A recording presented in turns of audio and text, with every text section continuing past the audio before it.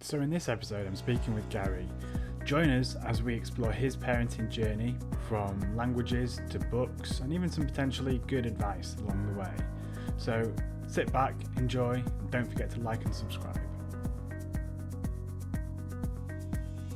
Hello and welcome back to the Dad Space podcast. I'm here with Gary today as we're looking to explore his journey through parenthood that has come up to where he is today. Gary has one son, I believe, and we're here to talk about how his experiences, what he thought he might have been like in terms of that parenting, and where he is now may have changed along the road. So say hello, Gary. Hi everyone. Thanks for spending the time with me to talk about this, Nick. I really appreciate it. I find it Thanks. Personally, I find it a fascinating. I find it a fascinating topic. I think we've been told, or certainly I was told all through my life, parenting is the hardest job. But then I don't see anyone really talking about it. No, that was the idea. I think it's especially dads. I think there's a lot out there for women and mothers in terms of resources that they can pull on. But when it comes to dads, there doesn't seem to be that much out there. People don't really talk about it. Men are notoriously bad at talking about themselves, their experiences, how they're feeling. So it just seemed like a good opportunity then just to share in different people's journeys and how they've got on with that. Yeah, absolutely. Yeah. So my journey has been interesting. My son's 8 years old. I say interesting to me at least. My father died before he was born, so he's never had a chance really to meet his English grandfather anyway. I have a other half. She's Polish, so he kind of has a mixed background. My in-laws actually are over from Poland right now, which is lovely. So we just spent the week with them, and he's learning Polish. But for me, the whole parenting thing, I knew I always wanted to be a dad. I was hoping that I would have sort of 3, 4, 5 kids. It's turned out that we've only had the one, and that's fine. Maybe we'll adopt, or we talked about doing some fostering as well. And so all of a sudden, the other half is pregnant, and oh my God, what do you do? The panic starts to set in. I'm not ready. I have no idea what I'm doing. Is anybody ever ready? and nobody does, do they? Nobody does. It's such a life-changing thing, and inevitably our minds always go to the worst, and you forget to look at how fantastic it could possibly be. First year, we made a decision that we would try and do things as natural as we possibly could. So the first year, we stayed breastfeeding. I say we, I was much more the support. But one of the things that really helped me early on was I just read one book on, right, what's it like, as a new parent, some hints and tips. And that gave me a real good insight into the fact that certainly for the first year, probably 2 years, I wasn't really going to be involved so much with the child as much more supporting mom. Certainly for the first year, she was breastfeeding, so up at all hours really for 12 months. It actually ended up being 14, I think, in the end, before he kind of came off the breastfeeding. And she gave up work obviously for all of that time. So for me it was right, just focus on keeping mom functioning well, support her with food, make sure she's eating well, make sure she's sleeping as much as she possibly could, to give her the strength then to be able to to cope while I'm. So how did you get on in that period with looking after yourself? Because that's one of the big factors that I've sort of wanted to flag with people is you have a baby and all of a sudden a lot of the health and fitness and looking after yourself goes straight out the window. You've got like you say, you've got a brand new baby that you've got to look after, and on top of that, you've got to be the provider for the family, maybe, but also the support act at the same time. So, as much as a mum's role Yeah. changes, I think a dad's role changes significantly when the baby arrives as well. So, what did you do for yourself? That's a really good question. Actually, a number of my friends have had kids as well, and they approach things differently. And yeah, I'm very glad with the approach that I took because it made things much easier for me. So my approach was, I'd made the decision to have a kid. So right, what did that look like? So I spent some time just journaling on it, really. So right, what exactly is my role? What is Gary's life going to look like for the next couple of years? If that book's saying, great, that I need to support mom, what does that look like? Spoke with her. We tried to figure out a bit of a plan. So when I have the baby, she goes to sleep, or whatever she needs to do. Give her a chance to get outside. So whatever it may be. From my side, because I'd made the decision that I really wanted a kid, then making the sacrifices that I needed to make to be able to support my other half, Gosha, which was, we weren't going to see friends. We weren't going to be going out partying, drinking. We weren't going to, so I quit alcohol. I quit going, we quit going out, if you like, and replace that with other things, with quality Yeah. time in. If it was going to be quality time in, what did that look like? Not just for me, but also for mom. So what did she really need? And a lot of it she didn't know until we were in it. And then, but because we'd had that conversation early on, right, we're going to do this. I appreciate that this is, the sacrifices that we're going to make. I'm happy and I'm willing to make those sacrifices because I want to have a child.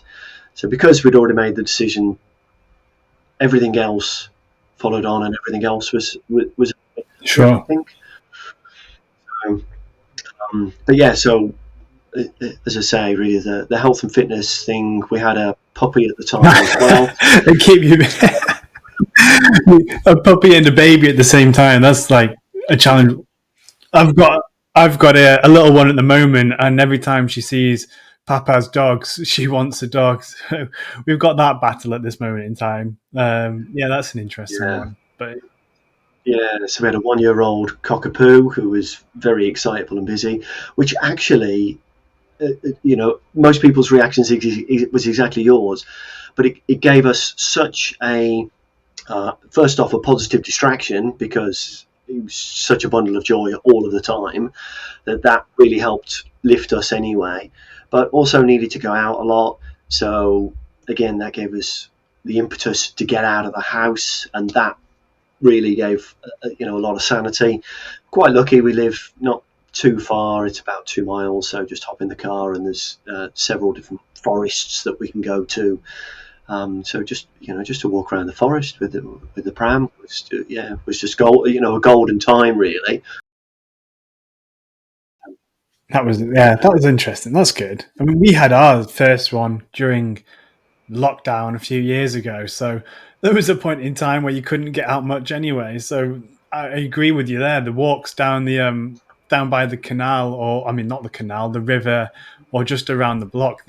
That's what we had to cling on to at that point in time. It was that and go for a run, and that's all we could do. Yeah, absolutely. When you've got a newborn baby anyway and you walk around, you walk differently because you're so proud and everybody can see it, and all the moms want to see the baby, and we had a fluffy little puppy as well. So at times it was like it felt like you were a superstar. If you went to the shopping centre or anything like that, everybody's queuing up to see the puppy and the baby. No interest in us. That was it for us.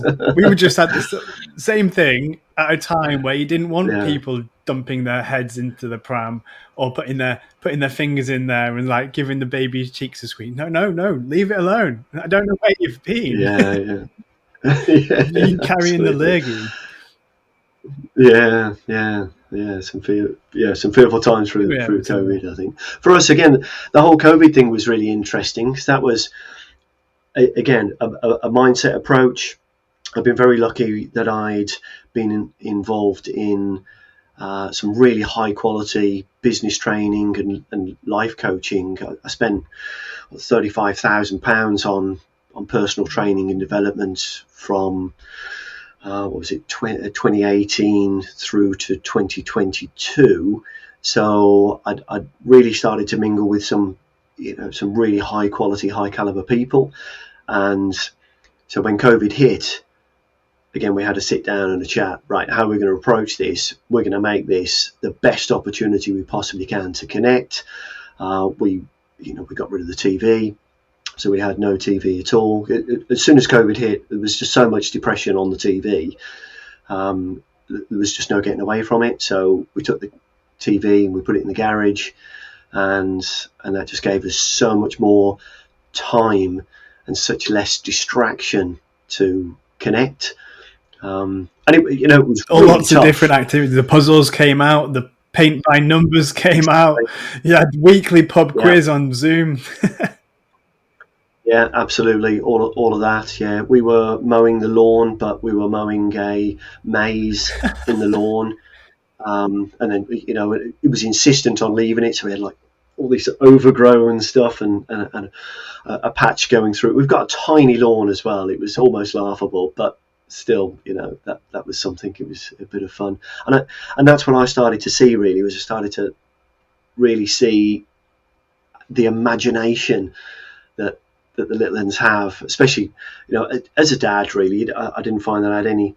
There wasn't really any real connection, although I loved him very much. There isn't much fun from a kid until they start to walk and then talk for dads, I think, personally, because they're just kind of this body that needs attention all the time, really. It's just give you don't really get anything back for the first 2 years.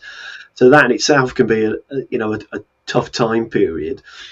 Okay, you might get the odd smiles and all that, and you sit with them and that. But when, from a dad's point of view, we tend to be a bit more up and out, and a bit more action, really, rather than I completely understand that. I completely agree as well. I've said before there was challenges that I faced early on in my daughter's life, and I was like, I love this little girl more than anything, but where's the bond, like you said? And it took quite a bit of time before it sort of came through, and I felt like I was going crazy. I really did. And it was only after a conversation that I had with my brother-in-law did he say, I went through the same thing, and it's not abnormal for you to feel this way. And I thought, like, oh my God, a whole weight had been lifted off my shoulders. Somebody else has been through the same thing as me. I'm not going crazy. And then it can't have been that long, days or a week or so later, one of his really good friends had turned around to him and said exactly the same thing, which sort of even more rubber stamped the idea to me that this needs talking about. And you're right, it does take a bit of time. When you start getting that feedback from them, the eye contact, the giggles, when they're moving around a bit more, that's where for me it starts to build. And now, as my daughter here is not far off 4 now, she's at that point in time where she's got the most incredible imagination. She wants to play doctors all the time, and she's just reaching that point where you can really see the imagination and the character coming through. But yeah, you suppose you hit that at a point in time where you were all constantly under the same roof for 24 hours a day. Yeah, I think for me, whenever I see a new dad now, I try and make an effort if I can, if it's not too weird, but I'll just stop and, how are you doing? Congratulations. Just, my experience was first 2 years, really, it's pretty crap. It's pretty boring, but it gets so good after that. It's that curve, isn't it? Like the learning curve, isn't it? When you're learning something new, it's terrible for the first year or two, and then all of a sudden you start to get it, and then it's great fun. And exactly the same with having a kid, I think. First 2 years, really, it's all about mom, and then after that, you really start to see more feedback, you start to see more progression, you start to see their imagination. And yeah, I mean, my son's loves experiments. So, we came back the other day. All of our shampoo and all of our conditioner have been emptied. They're all in this big pot, and he's mixing it up in the bath. And you're like, oh my god! Now, the old me would have been like, oh my god, what are you doing? And again, my parents would have. I know my parents would have been as well. What the hell? Oh, look at this! You wasted all the shampoo and stuff. And but I'm like, wow, this is cool. I Actually, got Molly. I don't need much I shampoo, got but Molly a little butter off Amazon, and it is like a chemistry thing, but it's got suckers that stick to different parts of the bath, so you can pour it in one bit and it goes all through the tubes and the test tubes and comes out at the bottom. And she was like, "Daddy, I'm making a potion," and she loves it. yeah, absolutely, absolutely. So yeah, just that kind of imagination. It's just for me, I just think it's just golden, really.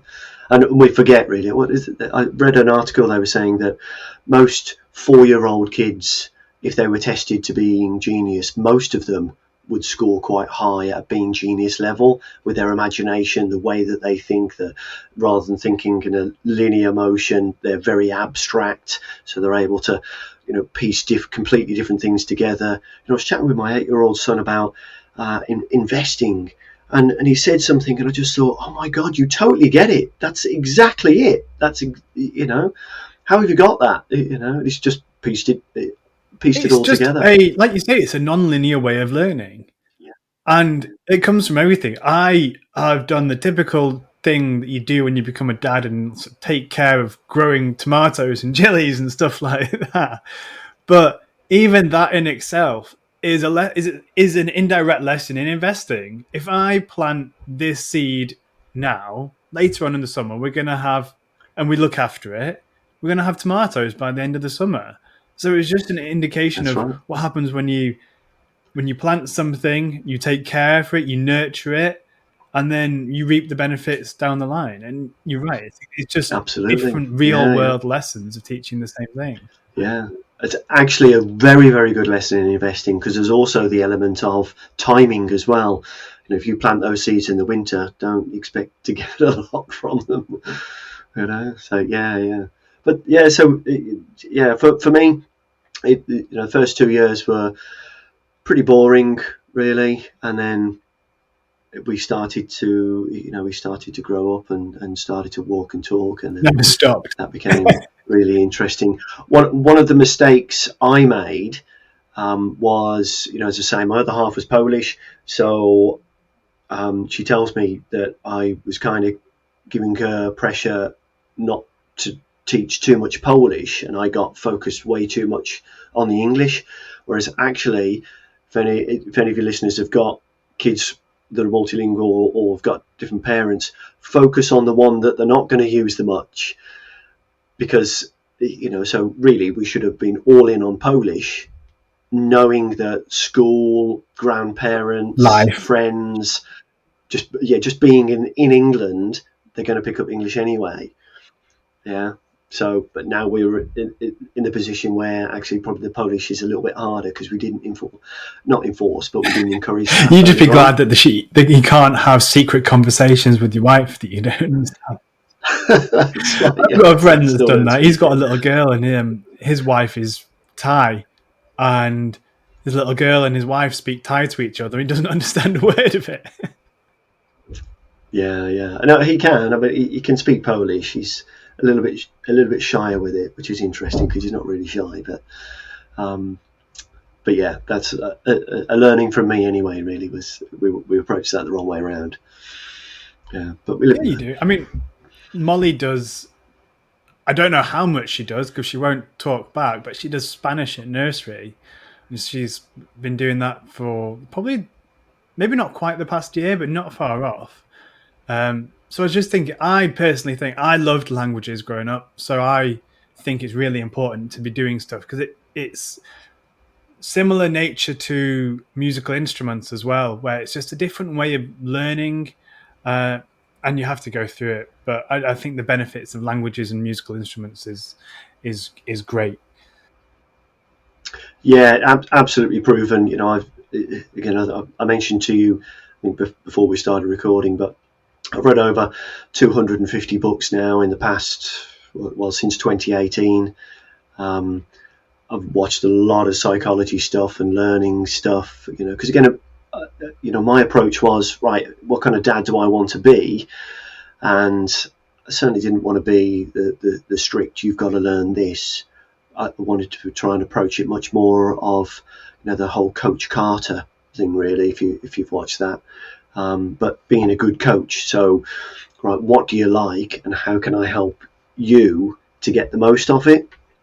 There was a very famous mystic that he said, all I do with my kids is all through schooling. I approach schooling as really them just learning two things, really, which is, what do you love to do, and how can you help as many people as you possibly can? So how can you help humanity? And if you can find those two answers, then you'll find, whatever it is you'll love to do for the rest of your life. And so that's all we've been doing really since then. And I think that's important as well. That's the same nature to us. If I can provide the most opportunities for them to explore what they like, whether it is music, art. I mean, she loves drawing and she loves painting. I don't know how good she is at it at the moment, but she loves it.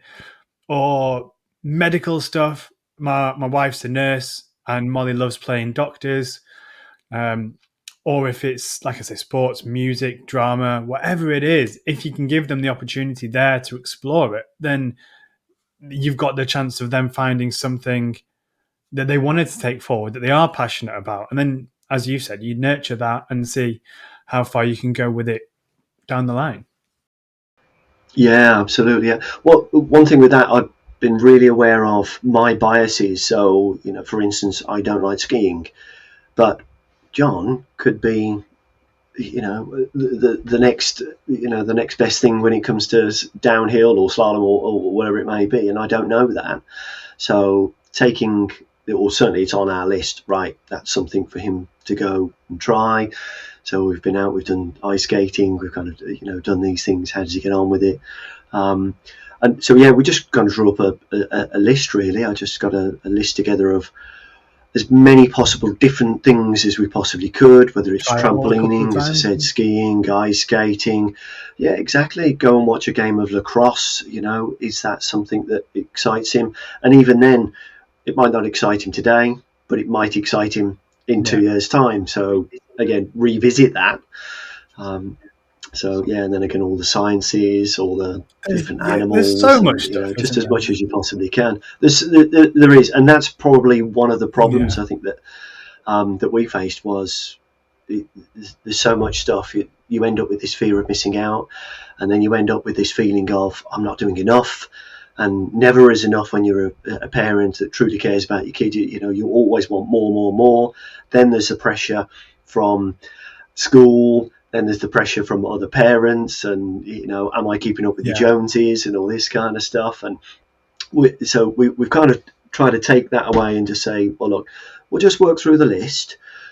But for us, one of the greatest things that we did, and this came from one of the books. We're not smart enough to think of these things ourselves, but when you've got experts that have spent 25 years studying kids and studying how they grow up and these kind of things, you can really learn a lot.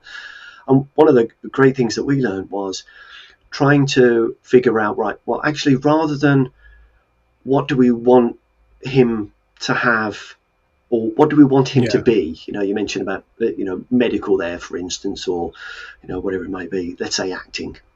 Rather than that, let's try and help him get some core skills. So what are the skills that we want him to have? We want him to be good with people. We want him to be confident. We want him to know how to learn, and we want him to know how to think, and we want him to know how to think for himself. So rather than us, definitely we've got bias and all that kind of stuff. So right, what does that look like, and how can we put that into his life? I don't care whether he becomes a pilot or whether he becomes a bin man. I generally don't care. I've removed all that. But what we will do is talk through those jobs. What does life really look like in Yeah. those jobs. What are the rewards? What are the pros and cons? We sit down and we'll actively have a chat. Right? Oh, you mentioned that. All right. What do you think to that? And go from there. But yeah, asking questions really I think is what the you big said one. there, learning how to learn, is such a big thing, because I feel like that has that's not such a thing at school anymore, really. I feel like No. at school you learn how to regurgitate, and that's a lot of the stuff that you do nowadays. And it gets to the point where you don't learn to sort of understand. You learn why, but you don't understand why. And maths is a pretty good example of that, because you learn how to do whatever it might be, like Pythagoras theorem, but then you don't really implement that in any element of your day-to-day life. Um, but then if you learn the reasoning behind sort of maybe more essay written subjects, maybe your histories or stuff like that, if you understand it, and then you can apply that better, and that comes into everyday life, where you end up, whether it's university or studying something you want to study, or whether that's in your job. You learn to question things for the right reasons, rather than just accept this is the roadmap between this is how we do it, this is what we do, and that's it. There's no real, okay, so why do we do it this way? I think that's Yeah. a big factor in it, because if you can understand why somebody does something in a certain way, then you've got a better background on whether or not it's something that you want to pursue, I suppose, yourselves. Absolutely, yeah, yeah. So I've read a couple of books. You're saying that read a couple of books on critical thinking. So how to not necessarily assess what you're thinking, but to really explore, as you say, why are you thinking that? Where's those thoughts come from, and are they right? Are they really right? And do they serve you well? Is a big part of that as well. So yeah, I have a niece that I took her to Alton Towers a couple of days ago, and I was amazed at how negative she was to herself. And I just thought, and I said to her, with the greatest respect, who do you hang around with the most? And she said, oh, probably my sister. I said, no, you hang around with yourself the most. But yet you are being your own worst friend. If you had two friends that were really nice, one was really nice to you, was really supportive, and the other one was really negative to you, who would you rather hang around with? And she'd be like, oh, well, the nice Yeah. positive one. I said, yeah, and you're being really quite negative towards yourself. So you might just want to make yourself your own best friend. That. But I feel like a lot of that cascades down from where you surround yourself. I'm not blaming like parents or anything like that, but I've grown up in a family where, I mean, it's always been personal development, positivity, manifestation, and all those sorts of things along the way. And that has given me a very positive outlook on certain things. But whether that's either the people you spend time with or the feedback that you get in school, I feel like a lot of that is spiral, and it just puts you into a box as an individual. When you surround yourself with people and all you've got is moaning about this, complaining about that, you sort of wind up doing that yourself, and then is repetition, isn't it? Repetition, and you wind up being the person that you don't want to be going forwards, because without realizing it, and you wind up being that negative person, and then people don't want to hang out with you because you're that negative person. You're the one that brings it down on everything. But it's an Yeah, easy absolutely, thing yeah, to yeah. change, I think, when you've got the mindset to do it. Yeah, I'm going to test what you said there, because you said I'm not really blaming parents, but I would completely say the opposite to that. So what I've learned, again, this is only recent, and it's only from all this training that I've gone on. I went through a big self-development curve. Basically, what happened to me was my son got to 2 years old, and I caught myself shouting at him and I just thought, that is never the person I envisaged I would ever be, or certainly want to be. Right. Clearly, whatever I'm doing is not what I want to be doing. So then that led to, all these books, self-development. We went on positive parent training to understand, right, there must be a better way to do this than shouting at a 2-year-old. That's absolutely ridiculous and not acceptable. And realised, right, actually there are so many more better and easier ways to do things as well. But you are a product of the 5 people you spend the most time with, and as children, inevitably, that's your parents and probably your grandparents as well. So, right, who are they? How do they speak? How do they think? Is virtually inevitable as to how the little one is going to think as well. So, being aware of how you speak, what you say, and how you say it, virtually all the time in front of somebody. You're on stage, and they are your audience, and they will, especially kids, they are. Yeah, I was just going to say they're a sponge. We say that, they'll copy you. If you say one naughty word, they will copy that, and inevitably they will reproduce it. Probably at the worst and most inconvenient time possible, normally in front of a head teacher or something. And the head teacher quite rightly looks at the parents, because it is all the parents. True. And that's how we think of it. Really, is everything that he does, probably up until he's 20, 22 now, because kids are maturing a little bit later. Is our responsibility, 100%. Mental disorders aside, I'm not going to go down that route, but normal kids, normal environments, whatever he learns, how he thinks, what he thinks, is down to me. Now he can choose after that. He's an adult after that. I've got no control after that, and that's where I'm getting to. Really, is for us, it's all about, right, being a child. Yes, it's all great fun, and yes, we're going to have as much fun as we possibly can all the time with everything, because if you can turn fun into learning and marry the two, it's just much more fun. It's much easier. But I see childhood as training for being an adult. You're an adult for a lot longer, and it's a lot more stressful being an adult than it is being a child. So, understanding frustration, understanding how to wait, understanding, as you were mentioned, we're planting the tomatoes or the chilies. Right, we do this now, and we're not going to get reward for it for a long time, But we've also got to keep coming and watering, those kind of lessons. But then you can also apply that to investing. You can also apply that to learning how. You can also apply that to learning how to play football. Whatever it is.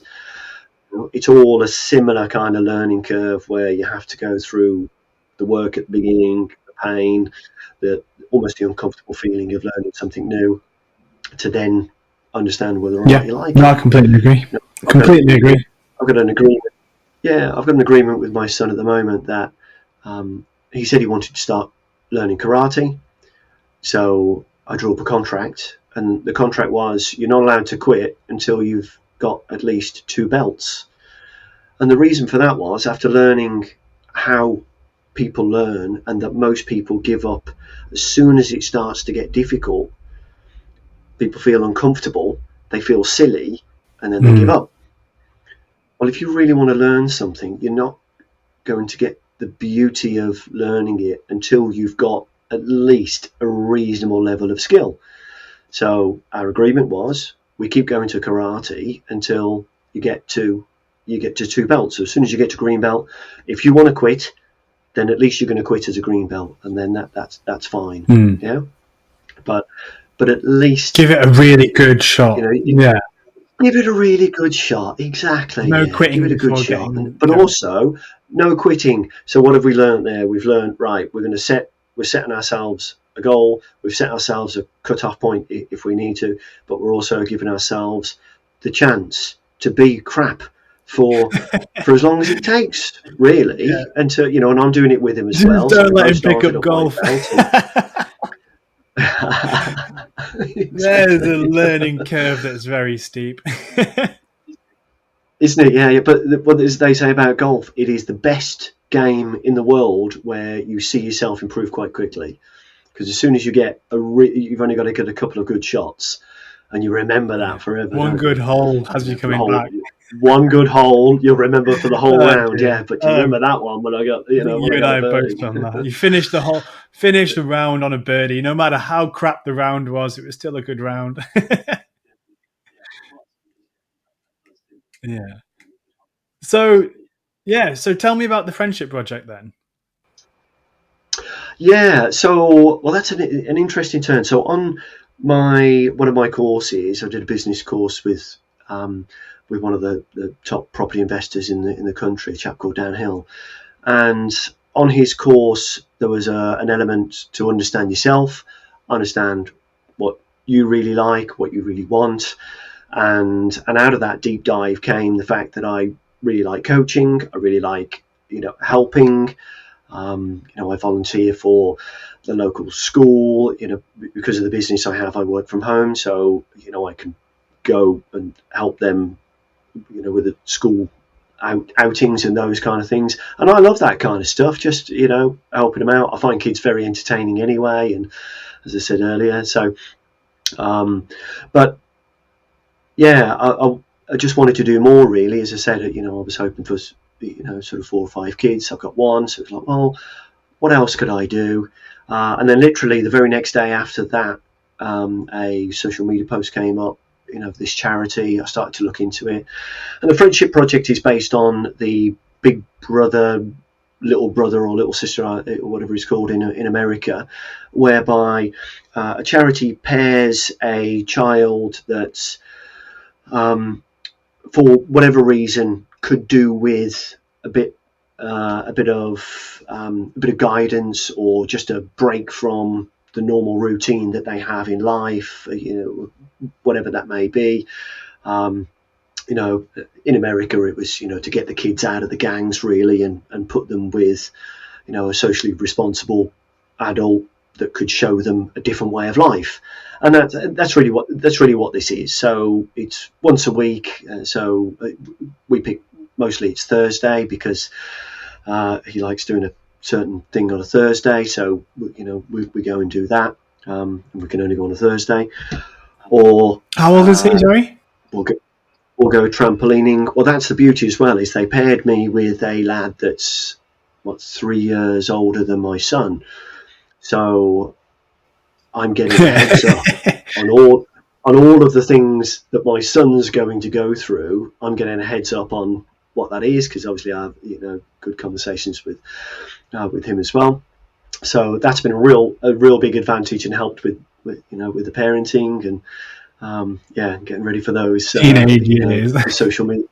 Exactly, yeah, the social media torment, the pressure, the bullying at school, and the not being very good at football and that kind of stuff. And my son, hasn't taken to football at all. When he was younger, I kicked a ball to him and he jumped over it. I just thought, right, this is clearly football's not really going to be your thing. Not that I made that decision for him, just to clarify. Still give him the opportunity to go and play, but he's not interested. But where was I going with that? Oh, yeah, so Friendship Project, thanks. So the Friendship Project is, it's a great charity. Only covers the Warwickshire area at the moment. There may be others, for other areas, I don't know. But we're based in Warwickshire. So once a week, I take him out. They also hold kind of group events as well. So all they're called older friends, all the older friends, and they bring their younger friends along, and we'll have an organised fishing. Was the last one.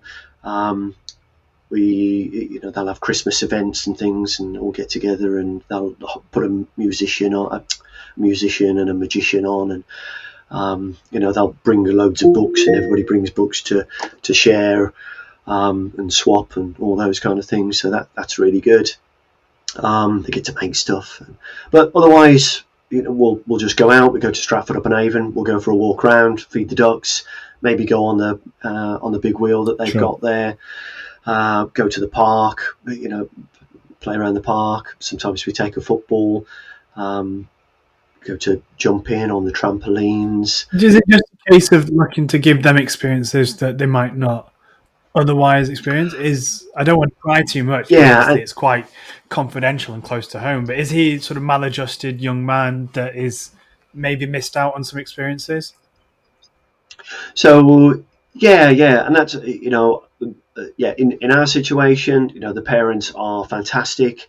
They were um, they were a little bit hesitant to start with, and I absolutely can understand that. Who is this? Who is this random person that I'm asked to give my son away? And the dad, such a beautiful man, and quite openly said, "Look, I feel like a bit of a failure." And I was like, "It's interesting you say that because I know your situation, and I think he's a bloody superhero. he's, you know, yeah, he's incredible." But the but long story short, still for various reasons I won't go into, he just doesn't get as much opportunity as other kids to get out and about. So that so it was highlighted by the school. The charity came in. Yeah, great. Right, we've got a volunteer. We think Gary might be good for him, and paired us up. That was about 2.5 years ago, and the first few meetings were really really tough. One really interesting thing that I did for the charity that I never thought about doing for my son, and after realizing, oh my god, that was such a hit. I've now done it with my son a couple of times, and we still do it. Was I got to, you want to make a good impression and all that. So as adults and guys, we're thinking, right, okay, I'll get a list together of all the cool things to go and do. So I got this big long list together of trampolining, of making pottery, of we can do some artwork, we could race bikes, go on a BMX track, and all these kind of things. And I said, look, I've got this list together of stuff that I think we could do, but before I give you my list, would you mind sharing some of the things that you would like to do? And it was feed the ducks, go like bare feet in a pond, so just paddle in a pond, walk along the canal, wash a car. And I just thought, I'm so far out with my things, because clearly, he just for whatever reason doesn't get out much, so he doesn't really know about this stuff much. Yeah. So right. So we started with his list really, and that was the opener then to more things. We wanted to learn to ride a bike, but his bike isn't roadworthy. So now I've got a spare bike. So I bought this cheap scooter, but it's quite a big scooter that's got brakes. Yeah, I've got one of them. Don't steering worry. And stuff. And like an adult scooter. Love going skating with my daughter. So I borrowed my son's scooter and took my scooter, but he went straight for my scooter. He was like, "Oh, can I go on that?" Brilliant. So what's that learn? It's taught him leaning, braking, and steering all in one go. I was like, great, you're halfway there really now. All you got to do is pedal. So it really helped him learn to ride a bike, which again, if I'd go back, I wouldn't do the balance bike. I would have done the scooter with the brakes and then gone to the bike. If I was, when I was teaching my son, and I think I would have saved. Yeah, we've had this conversation recently. I was round at my sister's house over the weekend. Yeah, just the weekend just gone. And Molly has never ridden a bike before. And my sister's kids, they dabbled with scooters a little bit, but then they went on balance bikes, and they went on balance bikes loads to the point where they were picking their feet up and swinging round the corners and all this sort of stuff. And they got really good at it. So they skipped the stabilizer phase on their pedal bikes. So they've got these little bikes around. And Molly was like, "Daddy, I want to go on the bike. I want to go on the bike."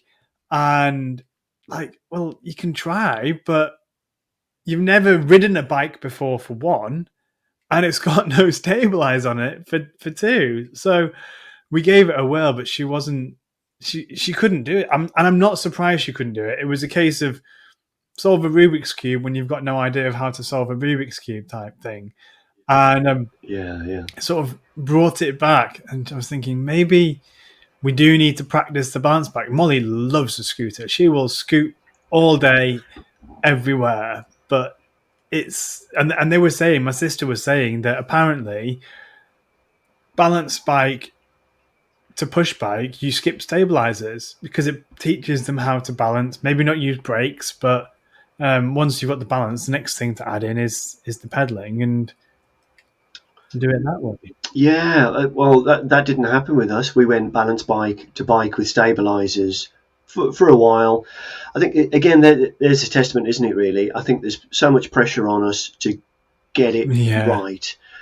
There's two reasons, isn't it? We don't want to fall over and hurt themselves, but also we really don't want to run behind the bike holding it up for long. Yeah, so we're trying to find ways to avoid those two things. But actually, the falling over is part of the learning, isn't it? Right? That didn't work. So how can you fall over in a better way? So so for us it was, well, we'll wait until the park is empty, where there's a rubber mat everywhere, and then we'll ride round the park. So we just used to go, first thing in the morning, and fair enough. There. So that was our plan, And still he fell over, and he's got cuts and bruises and things all the time. Kids do, don't they? They do. They're resilient, though, aren't they? They bounce. Exactly. Yeah, they do. Yeah. You might not want to try and bounce them, but they get back up. My little man's learning to walk at the moment, so I've seen a lot of falling down. But he's getting there. Yeah. So with the learning to walk, I was just thinking one of the things that we did. And again, we really had to go against pressure. And maybe we were wrong, but you can walk fine now. So, is we never helped him walk at all. Never held him. Never walked with him. Nothing at all. Because we were, again, we were told, get him up. They should be walking by now. But our thoughts were, he'll walk. He will learn to walk. Yeah, I mean, kids don't go into school unable to walk, do they? Exactly, yeah. But also just give him the time and the opportunity. But there's also we read that if you get them walking too early, their bones the bones are not ready. So the bones get ready, and then he'll walk. So the strength in the bones isn't quite there, and there are kids that can have problems with their legs and feet when they're older because they were kind of ushered into walking too soon. So I don't know. How old was he when he walked? But it sounded right. Oh, I don't know. I didn't keep a track. I haven't kept a track. Yeah, absolutely. So it was just. That's so funny because we're at a point in time now where he is 15. Yeah, 15 months old. And Molly was... I think we've got photos. We've got photos of Molly like on her first birthday standing by herself. So it can't have been maybe 13, 14 months when she was properly walking. And he's still not really anywhere near that. He's taking like sort of 7, 8 steps a time by himself. But then I've got friends who are younger or similar sort of age, and they can't stop their kids. They're running around all over the place. And you do look at other people in similar positions to you, and even if you try not to be influenced by them, you do sort of compare, and it's like, come on, Walter, get a move on. You should be walking by now. But it's interesting. But we've got to the point now where... So we went the opposite way. I know we were about 3, maybe 4. John was probably about 3 or 4 months behind everyone else, I would say, really. And that was on purpose, really, to... Excuse that. Was to yeah, just after reading that, we thought, well, that does kind of make sense. And if we're, actually we want him to walk as late as possible, so his bones are as strong as possible. So I don't know, because it could also go the other way, couldn't it? Was that you get up and start walking, and of course you're really light, so then your muscles and your bones inevitably get stronger. If you've got, and now I've learned, if you've got somebody that, for instance, is on a trampoline a lot, their bone density is a lot higher than somebody that isn't on a trampoline, because of course it's been compressed. So who knows right or wrong? I'm just sharing with you that's what we did, and all different ways, doesn't it? You've got the tennis player who's got really big bone density in their arm from doing that, and then you've got the tennis player who's got tennis elbow. So it goes both ways, doesn't it? Really. Yeah, exactly. And this is the problem, isn't it, with parenting? Or one of the worries is that, God, you can't do right from wrong sometimes. Yeah, exactly. Yeah. So I think just to wrap it up, I'm going to put you on the spot here, but given that you said you've tried to help parents or just check in on dads, just make sure they're okay, maybe give them some tips and tricks here and there, what would be the sort of number one thing that you would say to a new dad to sort of help them understand where they're at and what to do going forwards? It greatly depends on the age of the kid, because I think if I gave any advice to somebody that had a newborn about a 4-year-old, it's just going to roll right past them, because first off, they're going to be so damn tired, they're not going to listen or remember. So if we break it down into age groups, I would say first 2 years, remove any expectations of anything really from you and child, and just focus on enjoying it as much as you can and being the best wingman you possibly can to the missus. Yeah, so that would be it really.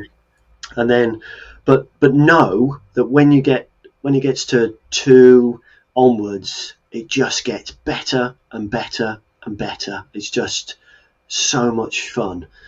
There's so much happiness that it just comes from that. So, and then I'm not just going on the books that I've read, for us having a plan as to what skills we want him to have, and I don't mean good at maths or anything like that. I mean, although that is a very good life skill. I mean, being confident. For instance, being confident. So what does that look like in the real world? How do you teach to be real confident? So one of the things that we don't ever do is, don't do that. Watch out. We try not to. So you can't help yourself. But, don't do that. Be careful. Be careful. We try to eliminate that as a starter. Actively encourage him talking to strangers. Okay. Yeah. So if he's talking to somebody, we will take 2 or 3 steps back, and then go and speak to that person over there. So it's not that absolutely, exactly, So if he needs to get some change, or if he needs to buy something, you go pay. There's the money. I'll be here. Yeah. So he knows where I am, but he's able to, go and navigate it, and he knows if ever he needs me, that I'm there. And I don't move, and I don't interrupt, and I don't stand over his shoulder, and I let him make the mistakes, and I let him talk to the other adult, and I let him figure it out. And if he's got a problem and it really can't be fixed, then he knows where I am to call me. Yeah. And that very rarely happens, because inevitably most people in the world are wonderful people, and I'm stood right there anyway, but so they will help him get through it anyway, so he knows that he can rely on others. And that's one of the big things that we're trying to teach, is that the world is full of wonderful people. Go and talk to strangers. Don't go off with strangers. Yeah. So the 2 different things there, isn't there? So he'll go and he'll chat with people, and I'll stand there, and if I've got to stand there for 20 minutes and be late for something, I'll do that, and I'll let him have the conversation, and let him finish the conversation. Sure. Because again, ending conversations can be a tricky thing and can be an interesting thing, and sometimes that can also be a little bit uncomfortable. So you need to learn how to do that in the best way, and then we'll have a chat about it. How did that go? How did you feel? Was it interesting? What did you learn? Because at the moment, he's still young, so he's still very much telling rather than listening or asking questions. So my advice would be have a plan as to what kind of adult you want, and then try and figure out, well, how best can I teach that, and what kind of person do I need to be to teach that? Because especially if you've never had a kid, when you've got a kid, you're a different person now. You're a dad, or a mum, but you're a parent, and your role in life has completely changed now. You've got a new job. It's a considerable promotion, and as everybody keeps saying, it's one of the most important jobs in the world. So I would highly recommend reading. So what book, is there one book that you would recommend to people to sort of check up on? One that's maybe not that heavy in terms of being able to give an indication. Absolutely, yeah. I've read 50, and there is one without a doubt that stands out head and shoulders above the rest, which is Positive Discipline Parenting by Dr. Jane Nelson, and it's basically 49 tools on every situation you're ever going to need with your kid. And I'll just give you one example to wrap up. I was chatting with my mum about it, and she said, "Oh, well, I could have done with that, because I always used to have a problem with you throwing your dirty clothes behind the door in your bedroom." And I said, "Well, that's really interesting, because you never asked me for the solution. You just got annoyed about it." And she said, "Well, what would the solution have been?" And I would have said, "Put the washing basket in my bedroom." And she was like, "All those years?" And she said, "Well, why?" I said, "Because I would take my clothes off, and at the time, I'm a guy, but also basketball was quite a big thing, so I would screw it up and throw it behind the door like it was a basketball shot." I said, "But if you'd have put the net in my bedroom, that would have been even more fun for me, and I would have picked it back up and tried again, so everything would have gone in that washing basket." She was just like, all those years I picked the clothes up from behind the door. The example in James Nelson's book is the dad is getting so angry because the kid, it's in America, so the kid's got an ensuite, and he's like, "I come in and the clothes are all over the floor of the ensuite," and he's like, "It drove me mad for months and months and months."